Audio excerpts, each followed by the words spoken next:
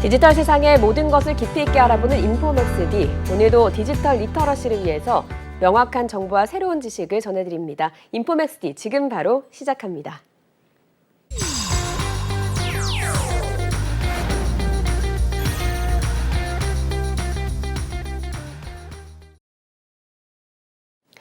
네, 봄이 한층 다가왔습니다만 올해 봄바다는 유독 시끄럽습니다. 일본 정부가 올 봄이나 여름에 후쿠시마 제1 원자력 발전소에 쌓여뒀던 오염수를 바다로 방류하겠다 이렇게 밝혔기 때문인데요. 무려 130만 톤으로 양도 어마어마합니다. 이걸 흘려보내면 바다로 흘려보냈을 때 우리 바다에는 언제쯤 도달할까요? 또 이 오염수의 정체는 무엇일까요? 우리에겐 어떤 영향이 있을까요? 궁금합니다. 서균열 서울대 원자핵공학과 명예교수님 모시고 이야기 나눠보겠습니다. 어서 오세요. 네, 반갑습니다. 네.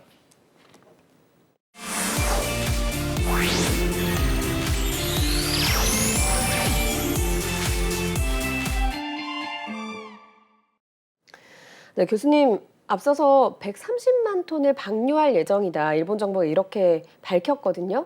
그렇다면 이게 어느 정도 양인지 궁금합니다. 일단 올림픽 교육 수영장 600개가 넘고요.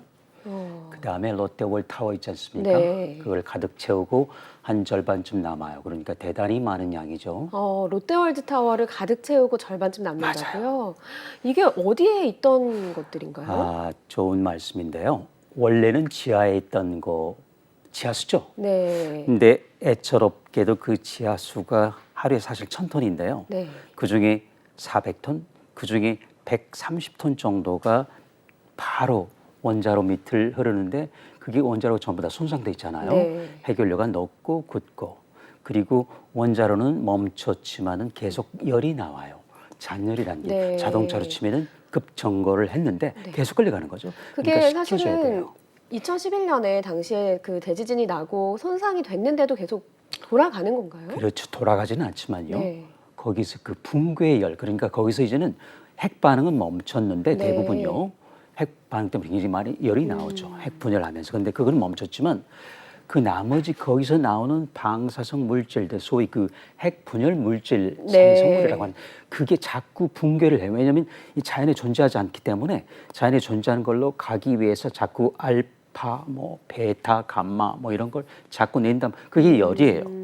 뜨겁죠. 네. 그래서 이걸 식혀주지 않으면 또 녹을 수가 있단 말이에요. 네. 그러니까 거기다가 냉각수를 붓는데 그 냉각수는 지금 이제 그 많이 떨어져 가지고 바닷물을 붓는 거죠. 네. 그러니까 냉각수가 내려오죠. 근데 저기 해결료가 이제 원자로 바닥을 뚫고 내려가서 네. 너무 뜨거우니까 일단 그때 온도가 3,000, 4,000도를 갔거든요. 그러면 강철이 뚫리죠. 네. 그리고 즉 바닥엔 콘크리트 아니겠습니까? 네. 근데 그 바닥마저도 콘크리트가 녹기 시작하는 거예요. 그리고 이제 금이 가죠. 제 이름처럼 균열이 가기 시작한 거죠. 네. 저는 가지 않았지만 네. 그래서 그러다 보니까 이제 금이 있는데 바닷물, 냉각수 흘러내리죠. 지하수가 막 딱 들어요. 이게 이제 합해져 가지고 바다로 흘러가는 거를 2년 넘게 그냥 뒀습니다. 그러면 이미 방류가 어느 정도는 됐죠. 되었던 거군요. 그렇죠. 그리고 이제 막기 시작한 게 2013년 말부터거든요. 네. 그때부터 모은 건데 2013년부터면 10년 동안 모아진 네. 게 130만 톤. 137만 톤이 곧 네. 될 겁니다. 그런데 130만 톤쯤 된 거고 이제 이거를 더 이상 갖고 있을 수가 없다. 네. 버릴 수밖에 없다라고 이제 그 국제 사회에 그냥 네. 그 엄포를 놓는 거죠, 꽉 사실. 찬 거군요. 그렇게 봐야죠. 네. 이게 그러면 오염수가 동일본 대지진 당시에부터 만들어진 거고 네. 일부는 흘러나가다가 2013년부터 쌓아온 것들이 그렇죠. 지금 이제 방류를 하겠다 이렇게 그렇죠. 밝힌 건데. 근데 먼저 숫자를 좀 교정해야 돼요. 130만 톤인데요. 네. 그게 전부가 아니고 그걸 이제 앞으로 30년 동안 천천히 보내겠다 하면 하루에 약 125톤이 됩니다. 네. 그런데 공교롭게도 125톤만큼 또 흘러내려옵니다. 방류한다고 지하수가 멈출까요? 그렇지 않죠. 네. 계속 오죠. 자, 지금 탱크 저장정 가득 차 있죠. 그럼 어떻게 해요? 자, 125톤 버릴까 하루당이요? 네. 125톤 보태야죠. 네. 250톤. 그냥 보태는 게 아니고 또 희석한다고 합니다. 그럼 거기에 100배쯤 되는 물을 부어야 됩니다. 이게 다 독효질 말하지 않는 거예요. 자, 100배요? 그러면 네. 그러면 250 곱하기 100이니까 25,000톤이죠. 네. 하루에 버리는 게 25,000톤이라고 생각하시면 됩니다. 얼마큼 많을까요? 정확하게 올림픽 교육 수영장 10개를 하루에 버린다는 거예요. 네. 그래서 이거는 방류가 아니고 투기라고 하는 표현이 맞죠. 양이 굉장히 많은 겁니다. 지금 이제 듣다 보니까 상당히 심각한 상황인 거잖아요. 이게 그렇죠. 그러면 이 오염수에 안전한 성분이 있으면야 뭐 저희가 이렇게 걱정을 하겠습니까만 그렇죠. 오염수에 어떤 성분이 있기에 이렇게 걱정을 해야 되는지 궁금합니다. 말 그대로 그 방사선을 내는 찌꺼기들 아까 네. 알파, 베타, 감마, 네. 중성자 많아요. 이것들이 잔뜩 쌓여 있단 말이죠. 왜냐하면은 핵 연료가 가만히 있으면 그나마 나은데 네. 전부 다 녹고 또 으깨지고 굳었단 말이죠. 그러니까 그게 전부 고스란히 노출이 된 거죠. 네. 그러니까 자동차 엔진으로 치면 보통 운전대는 그냥 엔진 바깥만 시키면 돼요. 그런데 지금 엔진이 해체되어 버렸습니다. 네. 그럼 그 안에 있던 엔진 오일 찌꺼기 찌꺼기들. 전부 다 있잖아요. 네. 그게 씻겨 내려온 겁니다. 네. 그래서 거기에는 이제 대표적으로 세슘도 있죠. 세슘. 스트론튬 있죠. 요오드도 있죠. 물론 여러 가지 종류가 있지만 크게 세 가지로 보시면 되고요. 네. 그 다음에 이제 문제가 되는 삼중수소 그리고 탄소 14 이 두 개는 애시당초 걸러내지 못하고요. 그런 것들이 그런 인체에 부분- 어떤 영향을 주는 건가요? 근데 문제는 이 어떤 경로를 통해서든지 그게 이제 생선일 수도 있고 네. 해조류일 수도 있고 네. 갑각류일 수도 있고 네. 그렇죠. 수산물 전체적으로 통해서 네. 또는 소금을 통해서 들어왔을 때 어떤 문제가 되느냐. 그러면 이제 소위 몸 안에 들어가게 되죠. 그렇죠. 그러면 이제 여러 가지 작용을 하는데요. 먼저 해가 좀 덜한 삼중수소부터 볼까요? 네. 삼중수소는 말 그대로 수소니까 물이에요. 네. 근데 우리 몸은 60%, 70%가 물로 돼 물이란 있죠. 말이죠. 네. 그러니까 혈액에 먼저 들어가겠죠. 자, 들어가면 이게 전기를 조금씩 베타선 전자를 방출합니다. 그럼 어떻게 저희가 될까요? MRI 같은 거 맞아요. 촬영할 때 걱정하잖아요. 그렇죠. 네. 똑같은 게 몸 안에서 일어나는 네. 것이죠. 자, 그럼 어떤 걱정을 하게 되느냐? 먼저 세포 전리가 그 세포를 건드리겠죠. 왜냐하면 물이기 때문에 그렇죠. 네. 그러면 어떻게 될까요? 세포도 전기를 띠고 삼중수도 전기를 띠고 그러면 이제 세포의 마지막 단계 유전자 DNA 끈이 있거든요. 그거를 그 염색체 배열 있지 않습니까? 네. 나선형으로요. 건드리게 되죠. 왜냐하면 어떤 전기니까. 기형이 나오게 될지 맞아, 끊어져 모르는 버리죠. 거군요. 그러니까 자 끊어지면은 세 가지가 일어나죠. 다시 붙으면 회복되죠. 네. 건강하면은요. 네. 그런데 그냥 죽어버릴 수도 있어요. 네. 세 번째가 문제죠. 이 끊어진 게 다른 쪽하고 연결되면 변형, 기형이 된 거죠. 네. 근데 이게 또 증식을 해요. 그러면 이게 나중에 혈액암이다, 백혈병이다. 또 그래서 삼중수소 문제. 세슘은 근육에 잘 붙고 네. 또는 스트론튬은 뭐 뼈, 네. 골수에 붙고요. 요오드 같은 갑상샘에 붙고. 그래서 전체적으로 볼 때 여기서부터 생식샘까지 네. 전부 영향을 받지 않은 데가 없어요. 그러니까 첫 번째는 그걸 차단하는 게 네. 중요한 일인데 그거는 국가가 하는 수밖에 없죠. 우리가 각자 도생으로는 네. 막을 수가 없는 거라서. 그러게요. 사실 MRI 같은 것들은 건강검진할 때 뭐 나 상당히 심각한 몸에 문제가 느껴질 때 가끔 찍는 거니까 괜찮다고 그거는 하지만 위험을 예. 감수하고 찍는 건데 예, 이거는 근데 바닷물에 있는 건 계속 저희가 상시로 먹을 수도 있는 그렇죠. 거니까요. 그렇죠. 그러면 일본 정부에서 인체에 문제가 없다고 하는 또 근거가 일본 정부 나름대로는 있지 않겠습니까? 그렇습니다. 그러니까 일본 정부 도쿄 전력에서 정확히는요. 네. 발표를 보면은 자 여기 들어있는 세슘, 스트론튬, 요오드, 기타 등등 뭐 거기 많습니다. 코발트도 있고 텔루리 많아요. 네. 근데 일단 이 큰 세 가지를 자 걸렀다고 하는데 걸으려면은 그 알프스라고 ALPS라고 하는 다액정 제거 설비 그러니까 쉽게 말하면 정수기죠. 네. 정수기 있지 않습니까? 필터, 여과기가 한 25개쯤 필요해요. 종류가 많기 때문에 이걸로는 세슘 거르고 이거는 요오드 거르고 이거는 스트론튬 거르고 네. 자 쭉 걸러요. 25개가 있는데 대개는 양이 많기 때문에 그리고 주문 생산이거든요. 네. 그리고 일본 기술이고 대한민국 기술 쓴 것도 아니고 우리 세슘 기술이 최고거든요. 미국, 캐나다 삼중수소 기술 쓴 것도 아니고 자국 일본 기술 썼어. 그러니까 네. 이게 자꾸 필터가 망가지죠. 갈아 끼워야 되는데 근데 주문 생산이니까 제때 공급이 안 되죠. 그러면 그냥 돌아가요.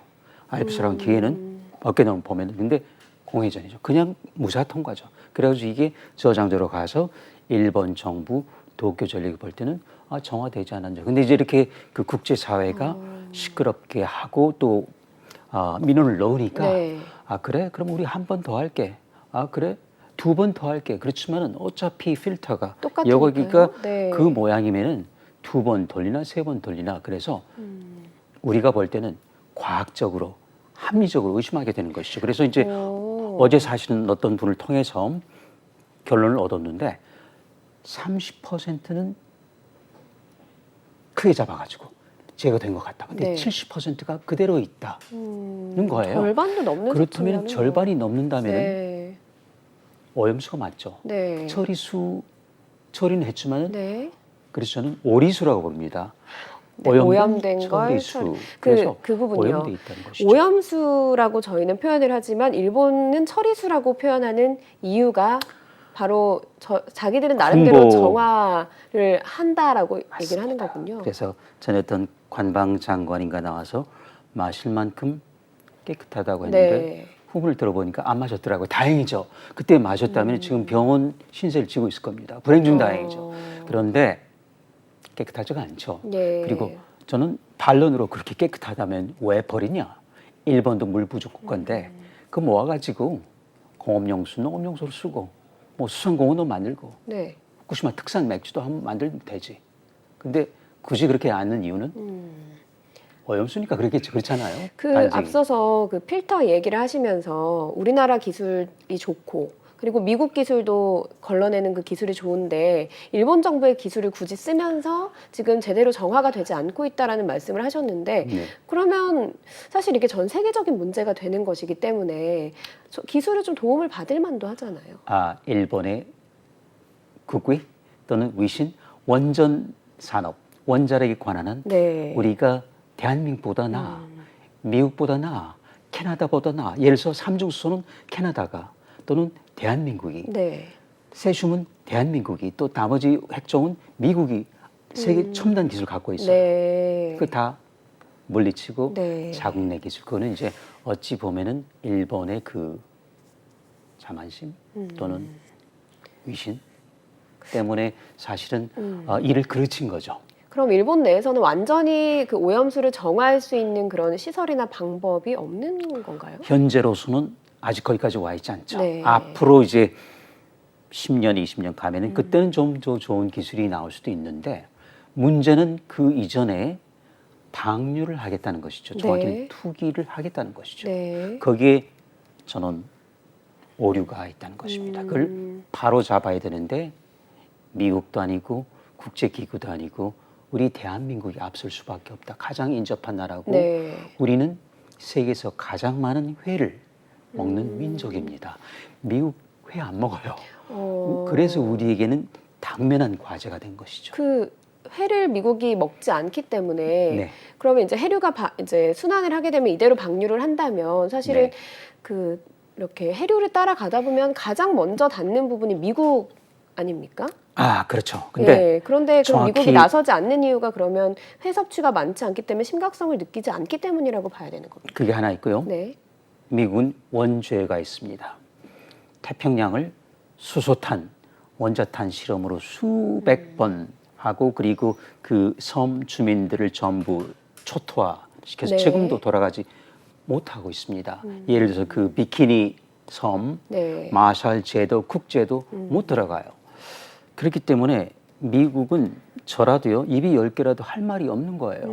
일본이 그렇다는. 그리고 일본은 미국 원자탄 2방 막았잖아요. 네. 그러니까 저라도 뭐 못할 것 같아요. 그렇죠? 굳이 수면 위로 꺼내지 않는 네, 거군요. 그냥 덮는 게 낫죠. 네. 그렇지만은 미국이 그냥 덮는 건 아닙니다. 다 수산물 수입 제한 조치 풀지 물밑에서 않았고요. 하고 그리고 있나요? 다 검역하고 있어요. 네. 그거는 차치하고 네. 앞에서 대통령은 저기 덕담을 하는 것이죠. 네. 근데 우리가 덕담만 들을 게 아니고 실무를 봐야 돼요. 실무는 하고 있습니다. 실무는 미국은 하고 환경청 있나요? 그럼요. 네. 하고 있죠. 특히 알래스카도 하고 있고 네. 캘리포니아도 하고 있습니다. 그걸 우리가 놓치면 안 되고요. 그래서 해류 말씀하셨는데 해류는 글쎄요. 지금 우리 시청자분께서 보시면은 일단 2시 방향으로 가서 돕니다. 이게 쿠로시오 해류인데요. 네. 가다가 북태평양 해를 만나서 이제 드디어 미국 선, 조금 과장하면 캐나다, 멕시코, 바하 캘리포니아라는 데가 네. 있어요. 가다가 돌죠. 그다음에 북적도 해를 만나요. 그게 돌아옵니다. 그는 표충수는 그래요. 네. 그런데 앞으로는 그 라니냐, 엘니뇨 있잖아요. 예측이 불가능하고요. 첫 번째 그래서 5년이 걸린다고 하는데 네. 표충수 0에서 200m까지는 그런데 웬걸요? 아래는, 그 네. 아래 아표수라는 게 있어요. 네. 그 밑에 200m에서 500m. 그거는 달라요. 그거는 바로 밑으로 내려갑니다. 대만 해협으로 네. 남중국해로 동중국해로 그리고 더우니까 올라와요. 네. 대한해협을 통과하게 됩니다. 네. 제주를 건너서. 자, 그러면 우리는 5년 이전에 7개월 만에 또는 1년 이내에 제주, 연안, 부산, 진주, 마산, 네. 그렇죠? 여수까지, 네. 뭐 목포까지도요. 그리고 묵고까지 네. 지나가게 된 그거는 1년 미만이고요. 당장에 내년에 우리가 그 바닷물에서 자라난 물고기를 먹을 수도 있는 거죠. 그렇죠. 아주 좋은 말씀인데요. 네. 이게 그냥 갑니까? 물론 가라앉죠. 네. 그리고 증발도 하겠죠. 네. 그리고 이제 희석도 되겠죠. 네. 묽어지겠죠. 그렇지만 가는 길목에 몇 마리가 아마 이거는 몇 천만 마리가 되겠죠. 그렇죠. 그렇죠. 해저류, 갑각류, 어패로 시작해서 네. 이제 점점 먹이사슬 타고 참치까지. 네. 자, 이 생명체들은 지금 일본이 투기를 하고 있다는 사실을 알까요, 모를까요? 그냥 지나갑니다. 그렇죠. 수천만 네. 마리, 수억 마리가 되겠죠.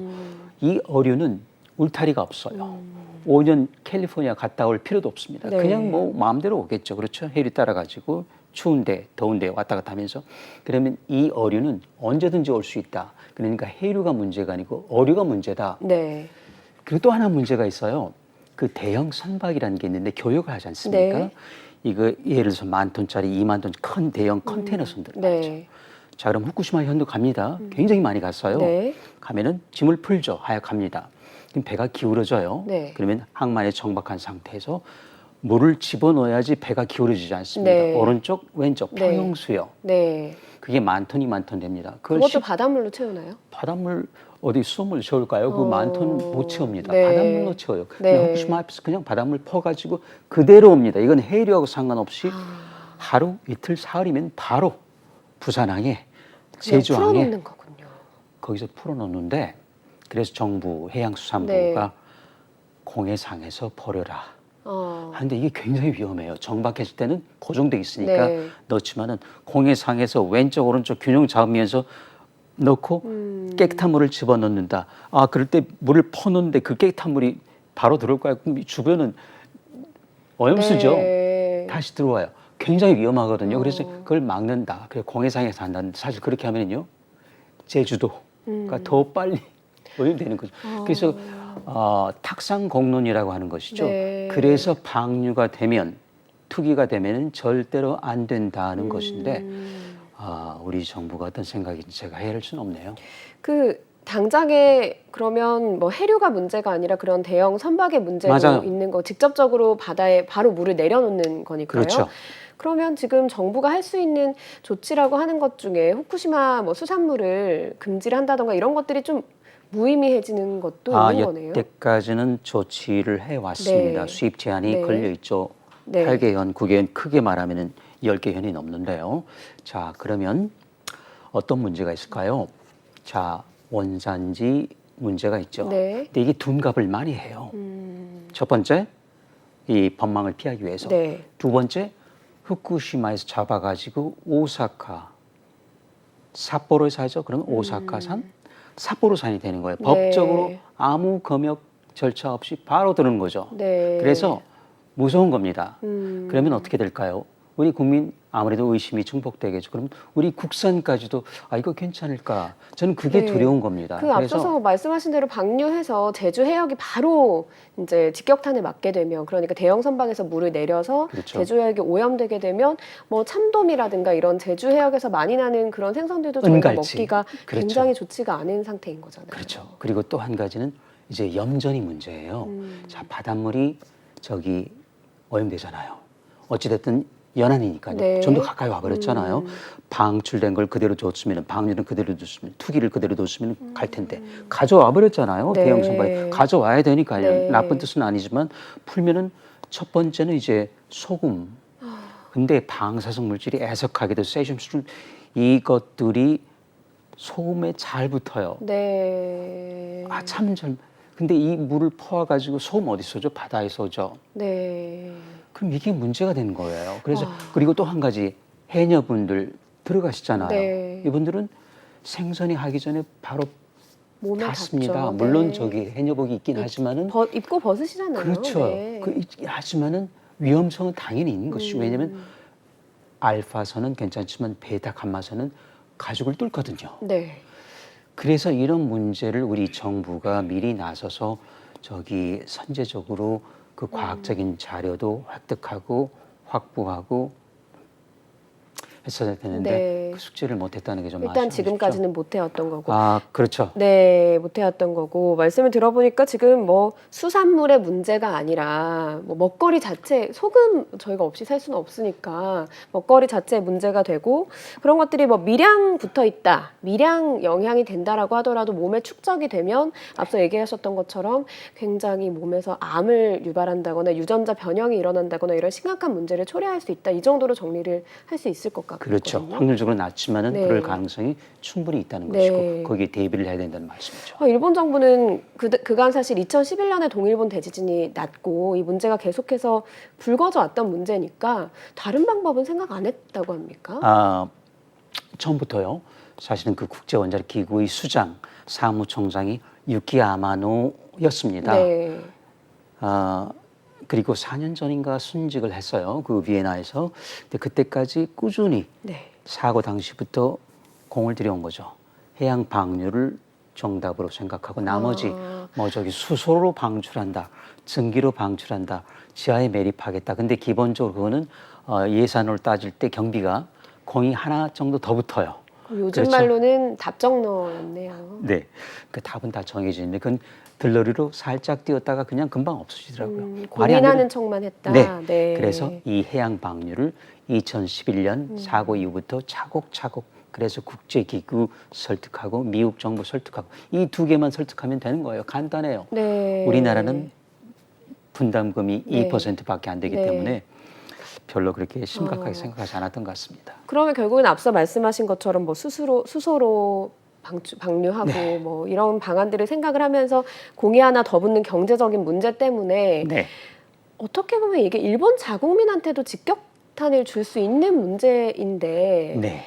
이런 결정을 했다는 게 좀 의아하고요. 첫 번째는. 그리고 일본 내에서 이거에 대해서 이렇게 들끓는 목소리가 별로 없는 것 같거든요. 당장에 본인들한테도 상당히 영향을 미칠 텐데요. 제가 보기에 일본 후쿠시마 어민 빼고 전체적인 국민은 물론 여론은 네. 얼마 전에 절반 약간 넘는 거 네. 50점 몇 %가 반대를 한다고 하지만요. 그거는 입술만으로 반대를 하는 것이고요. 가슴으로 반대하는 건 아니에요.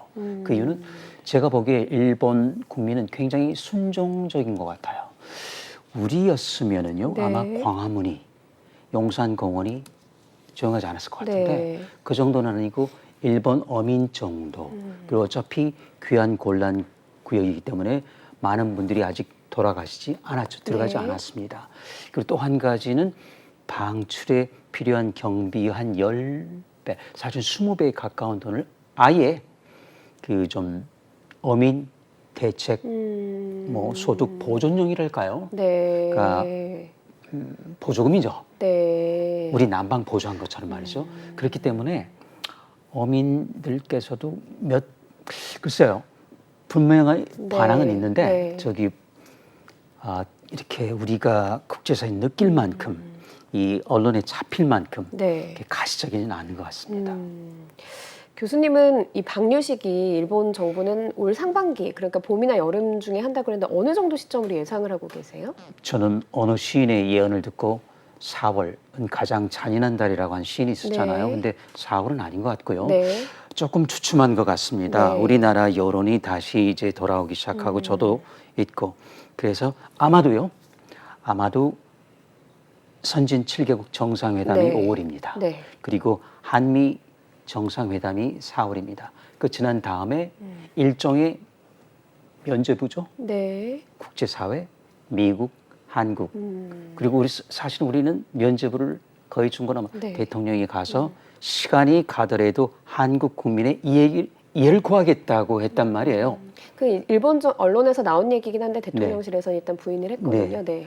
자, 좋습니다. 그게 사실이라면 저희는 이제 백기통한 거죠. 그러니까 아무런 노력을 해도 그냥 기록은 남겠지만 아무 효과가 없는 거라서 그래서 지금 예측으로는 아마도 5월 정상회담 G7이죠. 네. 직후가 되고 그리고 동시에 우리나라에는 수입 규제 철폐에 들어올 것이고 그때는 우리가 더 이상 명분이 없어지면 지금은 그 세계 무역기구 제소를 해가지고 상소심에서 네. 승소 이겼잖아요. 그런데 지금은 우리가 방류 투기를 방관하는 그 입장에서 더 이상 준비 서면을 마련할 수가 없는 거죠. 예. 그래서 일단 우리는 이제 그냥 거의 무방비 상태로 가는 수밖에 없지 않을까. 그러면 이게 안 좀 될 것 아쉽네요. 같아서 네. 현실적인 좀 대처 방안은 없을까요? 그렇게 그냥 있어요. 손 놓고 있을 수는 없잖아요. 네, 그래서 차라리 정말 이게 한일 협정 그리고 한일 협력 네. 그리고 이제 앞으로 그 협력의 동반자 파트너라고 되면은 저는 이 건을 협력을 하자. 그래서 일본의 방류를 방관하지 말고 자 우리가 돈 대 가지고 그 저기 탱크 일주일에 하나씩만 만들면 돼요. 탱크요? 네, 지금 1,066개가 있어요. 근데 그거를 싸게 지어 가지고 부식 녹슬고 있단 말이죠. 네. 탄소광으로 말고 우리는 스테인리스 강으로 좀 비싸지만 지어줄게. 투자 탱크 하나 지금 얼마겠습니까? 일주일에 하나씩 해서 10년 더 버텨. 그리고 그동안에 뭐 필요하다면 우리 석촌호수만큼 예쁜 인공호수 만들어줘. 그 별거 들지 않아요. 1,000억 원이나 들까요? 주세요. 지어줄 테니 네. 버릴 생각하지 말고 네. 모으다가 그리고 방사능 물질에는 세월이 약입니다. 희석한다. 그럼 바닷물 몽땅 끓여야 되니까 네. 부현실적이고 정화한다. 아까 말씀 여과기가 망가진 비현실적이고 네. 그러면은 방사능 저절로 시간이 가면 없어져요. 네. 세월이 약이에요. 네. 그래서 기다리는 거죠. 네. 그래서 그에 해서 우리는 이거를 한일 협력 차원에서 첫 번째 협력 동반자니까 네. 하겠다 하고 그러면 일단 방류는 중지가 되는 네. 것이죠. 네, 알겠습니다. 말씀하신 대로 그 탱크 짓고 우리나라가 정부가 직접 나서서 인공호수도 만들어주겠다라고 해서 일단 우리 국민부터 지켜야 되지 않겠습니까? 그렇습니다. 네, 그런 방안들, 현실적인 방안들이 나와서 당장 얼마 남지 않았습니다. 이런 오염수 방류 문제를 우리 국민만큼은 당장에 좀 걱정하지 않아도 되게끔 정리가 되면 좋겠습니다. 일단 기다려 보겠습니다. 교수님 오늘 말씀 고맙습니다. 네, 인포맥스D 벌써 마쳐야 될 시간이 됐습니다. 영상을 보신 후에 궁금한 점이나 개선이 필요한 점이 있다면 의견이 있으시면 연합뉴스 경제TV 유튜브 채널 영상에 댓글을 달아주시면 저희가 참고해서 더 좋은 방송 보여드리도록 하겠습니다. 오늘 여기까지 듣겠습니다. 고맙습니다.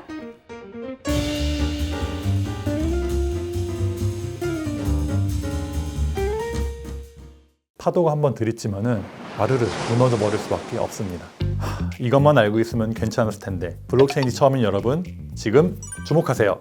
비트코인을 필두로 해서 블록체인 기술을 활용한 가상화폐 시장이 어마어마하게 커지고 있습니다. 개인이나 기업들은 가상화폐를 신규로 발행하기도 하고 전 세계로 유통하기도 하면서 새로운 경제 논리를 만들어내고 있습니다. 블록체인 분야에 오래 활동하면서 초보자들이 어려움을 겪는 모습을 참 많이 봤습니다. 얼마 전 있었던 FTX 사태처럼 거래소를 과신해서 거래소에 많은 돈을 넣어뒀다가 큰 피해를 보신 경우도 봤습니다. 코인을 잘못 전송해서 금전적 피해를 보신 경우도 있었고요. 거래소에서 입출금을 할 때 네트워크 선택을 잘못하셔가지고 힘들게 복구하신 경우도 종종 봤습니다. 또 어떤 경우에는 지갑 보안을 잘 모르셔가지고 해킹 또는 피싱을 당해가지고 큰 금전적 피해를 보신 경우도 많이 봤습니다. 그래서 이 강의에서는 이러한 일들을 피하고 이겨내기 위한 기본기를 가르쳐 드립니다. 여러분, 강의를 볼 시간이 없으시다고요? 하루에 1시간씩 딱 일주일만 투자하십시오. 블록체인의 정확한 개념을 머릿속에 그려낼 수 있을 겁니다. 초보자들을 위해서 기초와 실전을 융합해서 구성했습니다. 첫 번째, 쉬운 개념 설명입니다. 지갑 만들기, 전송, 들어는 봤지만 알기 어려운 이런 내용들을 개념부터 차근차근 설명해 드립니다. 두 번째로 용어 정리입니다. 하드포크, 스테이블 코인, 어렵다는 느낌이 드는 용어들을 제가 또 쉽게 정리해드렸습니다. 세 번째, 실전 적용입니다. 기초적이지만 막상 닥치면은 초보자들은 당황할 수밖에 없는 그런 문제들 있죠. 스스로 분석하고 해결할 수 있는 능력을 길러드립니다. 블록체인과 친해지는 가장 쉬운 지름길, 제가 안내해드리겠습니다.